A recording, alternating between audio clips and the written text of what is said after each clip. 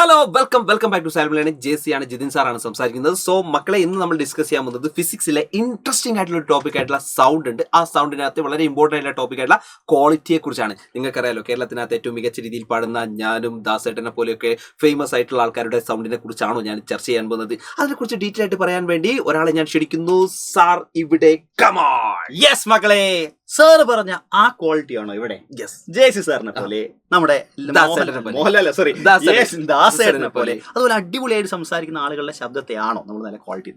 അല്ല മക്കളെ. സോ ഈ കാര്യം ഡിഫറൻസ് ചെയ്തറിയാനായിട്ട് നിങ്ങൾ എല്ലാവരും ഒരു മിനിറ്റ് കണ്ണടച്ച് നോക്കുക.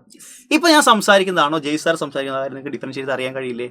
യെസ്, നമുക്ക് ചെക്ക് ചെയ്യാം. റെഡി? 1 2 3 4 5 6. യെസ്. സോ ഞങ്ങൾ രണ്ടുപേരും ഒരുപോലെയാണ് സംസാരിക്കുന്നത്. നിങ്ങൾ ഇമാജിൻ ചെയ്യുക, ഞങ്ങൾ വളരെ കഷ്ടപ്പെട്ട് ബുദ്ധിമുട്ടി ഒരേ പിച്ചിലും ഒരേ ഫ്രീക്വൻസിയിലുള്ള സൗണ്ടാണ് ഉണ്ടാക്കുന്നത് വിചാരിക്കുക. പക്ഷേ എങ്കിൽ പോലും നിങ്ങൾക്ക് മനസ്സിലാക്കാം ഞാനാണോ സംസാരിച്ചതോ ജെയ് സാറാണോ സംസാരിച്ചത്. സോ ഇതാണ് മക്കളെ ക്വാളിറ്റി. നമ്മൾ ഒരുപോലെയുള്ള ഒരേ ഫ്രീക്വൻസി സൗണ്ട് ക്രിയേറ്റ് ചെയ്യുകയാണെങ്കിൽ പോലും നമുക്ക് രണ്ട് സൗണ്ടും രണ്ടാണെന്ന് ഡിസ്റ്റിങ്വിഷ് ചെയ്യാൻ കഴിയുന്നത് ഈ പ്രോപ്പർട്ടിയാണ് സൗണ്ടിന്റെ ക്വാളിറ്റി. ഈ ക്വാളിറ്റിയിൽ വ്യത്യാസം ഉണ്ടാവാൻ കാരണം ഒരേ ആളുകൾ ഒരേപോലെ ഫ്രീക്വൻസി ഉണ്ടാക്കിയാലും പക്ഷെ പുറത്ത് വരുന്ന സൗണ്ടിന്റെ വേവ് ഫോം ഡിഫറെന്റ് ആയിരിക്കും.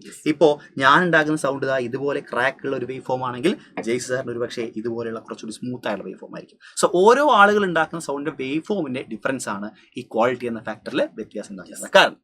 സോ ഇതുപോലുള്ള അടിപൊളി കണ്ടന്റ്സ് ആയിട്ടാണ് നമ്മുടെ ഫാൽക്കൺ ബാച്ച് വരുന്നത് അല്ലേ? യെസ്. അപ്പോൾ എല്ലാ ആൾക്കാരും പെട്ടെന്ന് തന്നെ ജോയിൻ ചെയ്യുക. നിങ്ങളുടെ എൻട്രൻസ് പ്രിപ്പറേഷൻസ് ഒക്കെ അടിപൊളിയായിട്ട് ഉഷാറായിട്ട് നടത്തുക. All the best guys.